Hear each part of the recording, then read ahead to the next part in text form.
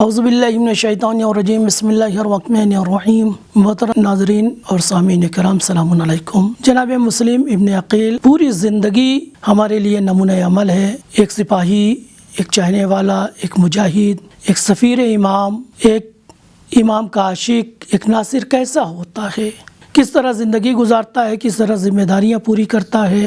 हत्ता उन तमाम ज़िंदगी जो कूफे आने से पहले की है उसको भी हटा दिया जाए, ख़ुद कूफे की ज़िंदगी जनाब मुस्लिम की ज़िंदगी देखी जाए तो उनकी ज़िंदगी में बहुत से पैगामात पाए जाते हैं। कूफे में आना, लोगों को बुलाना, लोगों के साथ इर्तिबात करना, वो सब सारी चीज़ों को नज़रअंदाज करते हुए जनाब मुस्लिम की ज़िंदगी से कुछ ख़ास वो हिस्से निकाल के आपकी खिदमत में पेश करना चाहता हूँ, जो हमारे लिए सबक हैं, जो हमारे लिए आइडियल हैं, जो हमारे लिए सरमाया हिदायत करार पा सकते हैं। जनाब मुस्लिम 5 शव्वाल को कूफे आए। पहले जनाब मुख्तार के घर में थे, चूँकि जनाब मुख्तार के ससुर नोमान बिन बशीर कूफे के गवर्नर थे। फिर बाद में एक हालात बदले और गवर्नर बदला गया, नोमान बिन बशीर माजूल कर दिए गए। जनाब मुस्लिम ने अक़ील जनाब मुख्तार के घर से निकल के हानी के घर आ जाते हैं और अब कूफे का वली गवर्नर इब्न ज़ियाद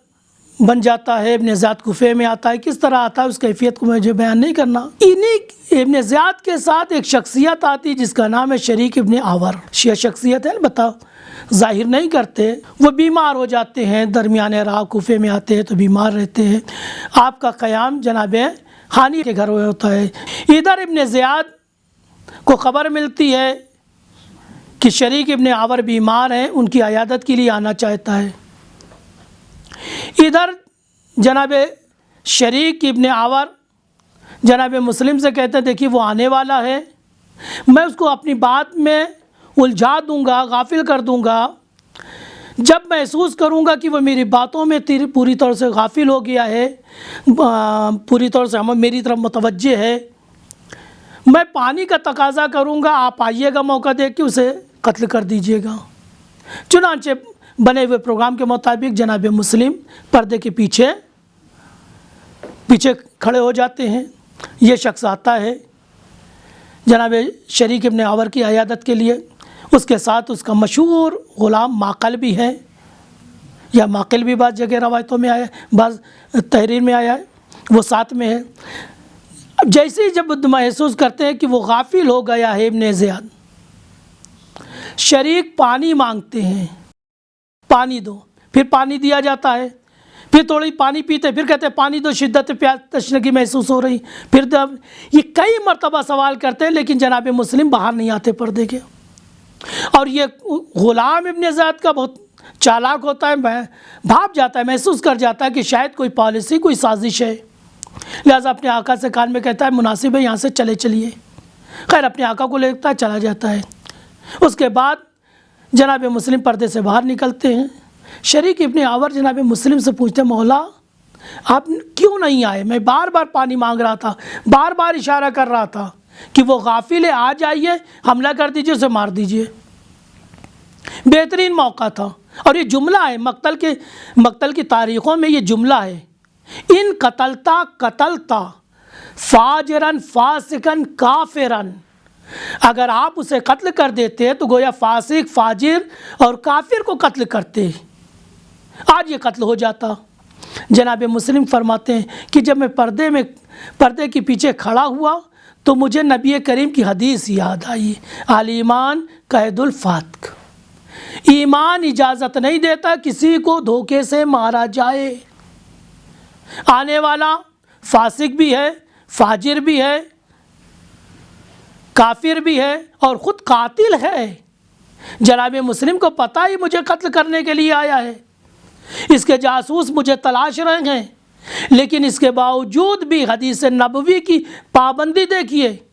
हदीस नबवी कह रहे हैं कि हदीस नबवी इजाज़त नहीं देती किसी को धोखे से मार दिया जाए, गाफिल अंदाज पे किसी पे हमला कर दिया जाए, हदीस इजाज़त नहीं देती। लिहाजा जनाब मुस्लिम इस काम को अंजाम नहीं देते। घर से अंजाम देते, फासिक मारा जाता, फाजिर मारा जाता, काफिर मारा जाता, ख़ुद कातिल जनाब मुस्लिम मारा जाता।